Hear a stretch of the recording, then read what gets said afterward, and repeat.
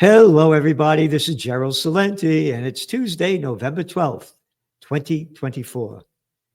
And what a difference a week makes. Whew, Marlon. Yep, presidential reality show.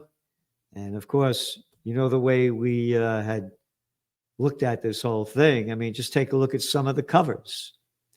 What do we have over there? Oh, yeah. Numbskull's race to the White House. And what else do we have? Follow your leaders. And what else do we have? Disney World, White House, Minnie Mouse versus Donald Duck. Yep. Oh, and how about last week's cover? Yes. Remember what the Pope-a-Dope said? Catholics, you must vote for a lesser evil. So there you got it. So that's who we supported. None of them. But here it is. It's a whole new show. And take a look at the markets. Woof. Trump gets in. He's promised all of these economic changes, some of them very positive. See what happens. And boy, the markets are booming. Today they're down a little bit, but they're still on their high. And what else do we have here? Bitcoin. Again, a wild card. Trump came out as a pro-Bitcoin cat, and he got $150 million, by the way, from the Bitcoiners. And boy, it's flying high. And as you all know, we have been totally bullish on Bitcoin for years. So the facts are all there. As people said it was going to go down, we hit the lows and the highs, said where it's going. And again, this is a wild card that you can't predict. That's why I say I'm not a futurist. Nobody can predict the future. There are too many wild cards, whether they're made by humans or nature. And Brent crude hanging down there at about $71 a barrel. Oh, the equity markets are flying high. But wait a minute. How come crude is down? Well, Trump said he's going to pump. No, that's not why. Because demand is down. And you have a real crisis that's starting to heat up in Europe and in China. By the way, in this week's Trends Journal, we have a very different economic update. And it's very important to read because it's the special report, the U.S. presidential election, and the U.S. economy. And going back to the cover that we have here, the Trends Journal, that'll be out soon. We're broke. Biden busted us. In Trump we trust. Plantation workers of Slavelandia. And that's what made it happen. It, as the old saying goes, it's the economy, stupid. And again, we sent out that report of why we got it wrong for the data that was out there. So again, you look at the consumer confidence levels, they just hit a 4-year high. And they've been up the last 4 months. So anyway, but the average person, it's the working class is really, really suffering. You know, the high prices that have gone up, the food prices, well, they're up at over 20% since the COVID war happened. You have housing prices have gone up some 50%, automobiles by over 30%, 40%, you know, way up there. So the people are really hurting. And Trump is the promise that they say is going to change it. So also, in your economic overviews in this Trends Journal, food prices reach 18-month high. Global income inequality on the rise. And we've been writing about this for years, how the rich keep getting richer and the poor keep getting much, much poorer. So now, with Trump in, where are the markets going to go? Where's the economy going to go? You got to read it in your Trends Journal. There's a great article here by Gregory Mannarino, and it says, MAGA, you know, Make America Great Again, izing the markets. So, What's going to be the best long-term bet? Will it be Bitcoin, gold, silver? Hey, gold is taking a hit. Woof. What do we got here? Gold is at, let's see, $2,707. Oh, no, that was last week. Yeah, not now. Gold is at $2,597 an ounce, down some $200. Go to your trends journal last week. What did we say? That gold's been on a sharp, and I've said this in these podcasts, that gold's been on a sharp rise up, and it's got to have a correction. And again, the wild card, when Trump came in, made some things that are very positive. Federal Reserve says, they just came out, we have the article in there, that they're going to lessen the lowering of interest rates. They're going to keep them higher. And that's brought gold down, the dollar up. But will that happen? Will Trump force Powell to lower interest rates? He did it before. Go back to 2018. Take a look at the equity markets in December. Not a Merry Christmas. Yeah, the Dow, the S&P 500 went down into correction territory just in that month, down 10%. NASDAQ down almost 9%. What did Trump do? He forced Powell into lowering interest rates. That's right. And in January, interest rates went down, kept going down, markets kept building up. So the question is, will Trump push Powell to lower interest rates again? Now, don't know, but we would say that Trump is going to do everything he can to boost the economy. And what's forgotten is that Trump boosted the economy when he locked down everything on Black Friday, March 13th, 2020, and dumped in trillions of dollars and lowered interest rates. He didn't lower them, Fed did, to zero interest rates. So he's bullish on building the economy, and you're only going to build it by lowering interest rates. You see, the mortgage rates went back up, even though interest rates are down. So he's going to do everything he can, is our forecast. So if the Fed lowers interest rates, you're going to see gold and silver go back on their high levels. Other very important articles in here: spotlight on China's misery, their economy. Again, you got to read when the economy fails, jobs go with it. You should see all the job cuts that are coming in. We've been doing this over 100 weeks. They're enormous. They're enormous in high-paying jobs. And again, it goes back to the election. Again, what we underestimated, and that is the young people. They're getting out of college and they can't find a job. And the ones that don't want to go to college, even they can't find a good job paying anything. My cousin's grandson, who went to one of the top colleges in New York, I'm not going to name it. It took him 2 years to find a job or something. He got a job at Target now. $16 an hour. You can't live on that. And it goes back to the cover of the magazine. And this is the primary reason Trump won. We're broke. Biden busted us. And Harris, that stupid interview she did on The View, when they asked her, how's her presidency going to be different than Biden's, she couldn't answer it. And again, the other issues too with this, people are tired of the woke crap. We don't want to hear it anymore. And the immigration issue. So these are the key issues. And so going back to the economy, we have to look at what's going on all around the world. French and German manufacturing see sharp declines. And again, hit that subscribe button. You know, we got they shadow ban us because they don't like some of the things that I say.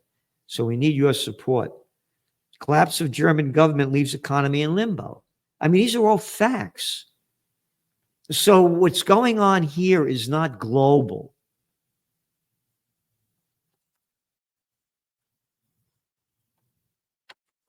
Then we got, of course, this is why you look at the data, and the data doesn't only tell the story. Consumer sentiment hit a high. Again, the highest in 4 years. Then we go on to the Israel war. And again, by their deeds you shall know them.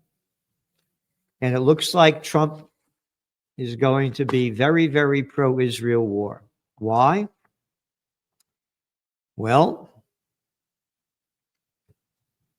Mike Huckabee, ambassador to Israel, AP. Trump will nominate former Arkansas Governor Mike Huckabee to be ambassador to Israel, the president announced on Tuesday. Huckabee, a staunch defender of Israel. Hey, go over there and fight, fatty. Go over there and fight. You're a strong defender. All you defenders of any foreign nation, go over there and fight or shut your fat mouth, fatty. And his intended nomination comes as Trump promised to align U.S. foreign policy more closely with Israel's interests as it wages wars against the Iran-backed Hamas and Hezbollah. It doesn't give a damn about all the Palestinians that are being slaughtered in front of everybody's eyes, except those too blind to see and too deaf and dumb. Hey, how about you almost killed now 4 million people in Lebanon? Bombs away, destroying, wiping out over 30% of southern Lebanon. But we're not going to talk about that. We can't talk about that. No, we got to talk about what's going on here. Trump, he loves Israel, and likewise, the people of Israel love him. Isn't that nice? Talking about Huckabee. Huckabee, who ran unsuccessfully the Republican president in 2008 and 2016, has been a popular figure among evangelical Christian conservatives, many who support Israel due to the Old Testament's writings that God's chosen people are Jews and that Israel is the rightful homeland. Oh, the Old Testament. Yeah, chapter 6, section 8. Shove it. All right, I don't believe your comic book. And again, oh, chosen people? Yeah, I'm just a little wop, a little guinea. I'm not a chosen person. Hey, you're from the Bronx. You're Napolitano. Hey, we're the chosen. Fuck off. Fuck off with your chosen people crap. Shove it. Trump has been praised by important Republican voters bloc for moving the U.S. Embassy in Israel from Tel Aviv to Jerusalem. And thanks for the $100 million he got from Sheldon Adelson back then. And of course, his wife, Mrs. Adelson, she gave him another $100 million.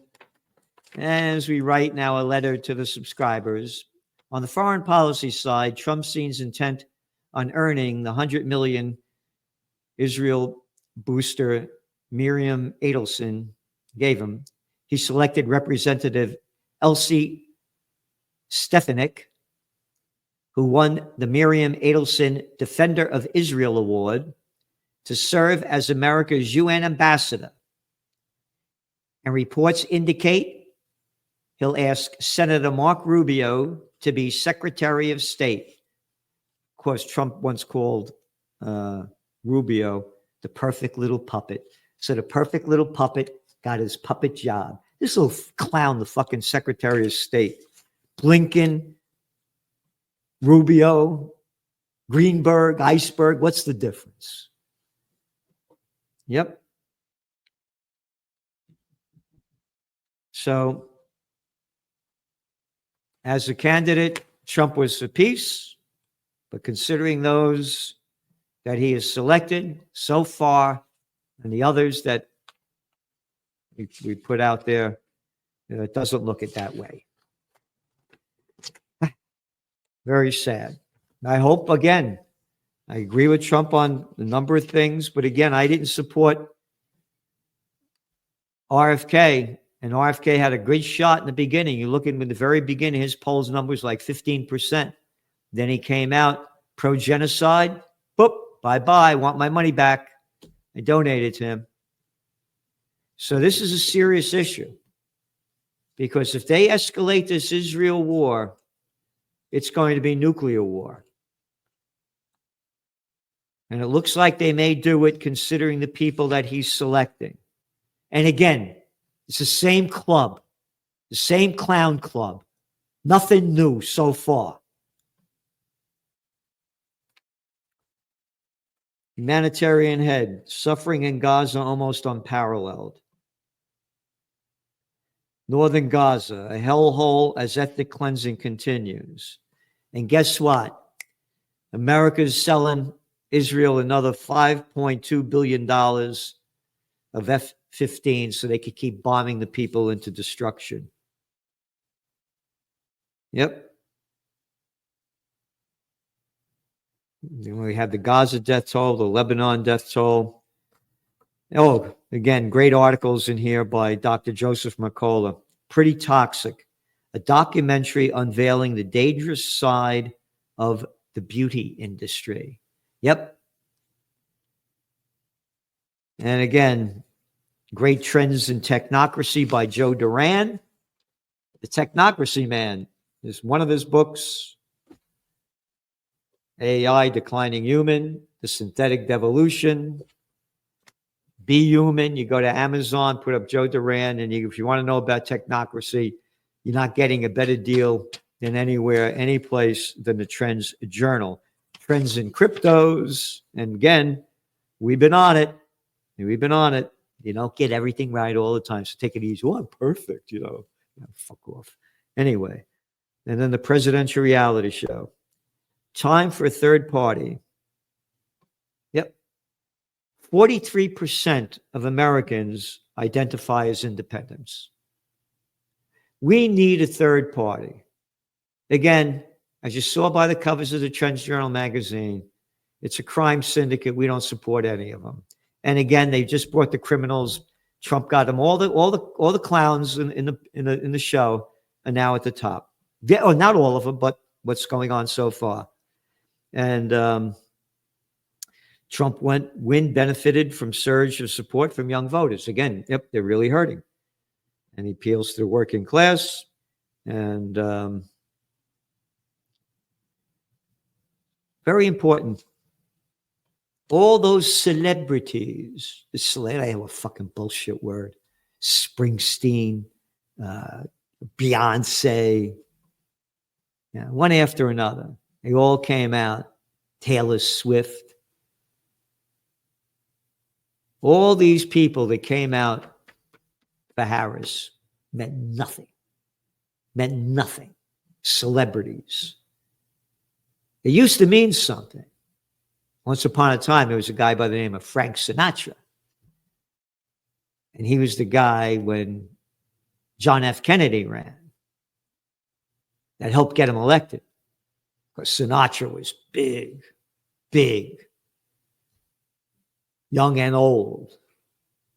So what happened?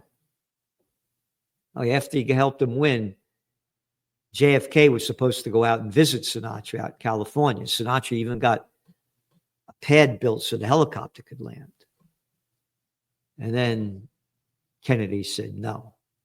And then RFK, his brother, went after the mafia. Yeah, thanks. Went after the mafia. How about going after the real mafia, the banksters, the Goldman Sachs gang, the Merrill Lynch mob? Oh, no, we only gave them $29 trillion under Obama. That's the other thing. Obama, Clinton, and Obama's wife, she got a lot of people angry with stuff that she said. They didn't mean anything. Didn't mean anything when they hit the campaign trail. And again, as we said, when Clinton went out there to Michigan and made that statement that Hamas, that Palestinians, oh, they're killed, so what, basically, and it's the Holy Land, she lost the Michigan vote. We said she was going to at that time, that was really dangerous. The point being, the Democratic Party is no longer, quote, the progressive or liberal party. It's what this terrible Republican Party was in many ways. So we need a new third party. And you can see by the discontent. Again, not according to our data, but according to the data that's being reported on the people going out into the polls, voting. It said that Harris got 69.3 million votes, 12 million less than the 81 million votes Biden got when he ran against Trump, in 2020. I know you're going to say the election's rigged. I don't want to hear that. I'm just going by the numbers that are out there. No election. Oh, how about hanging Chads? That wasn't rigged, but anyway, very important. Very, very, very important. Yep. So that's what's going on. And it's a whole new game out there. This is a time for a new third party like never before. Again, the reason why so many people didn't go out to vote for Harris, the Democrats, is because they had no faith in her. And it was very, very clear that a lot of people weren't hot on either of them. But, Trump did great. He won the popular vote, and he won the Electoral College big. So there we got it. A lot more trends in AI, high-tech science. We're giving you everything we can, so please give us everything you can. You subscribe to the Trends Journal, $2.50 a week. Read history before it happens. Thanks for tuning in, and we'll see you tomorrow, 6 p.m., with Salenti and the judge, Judge Andrew Napolitano. Thank you.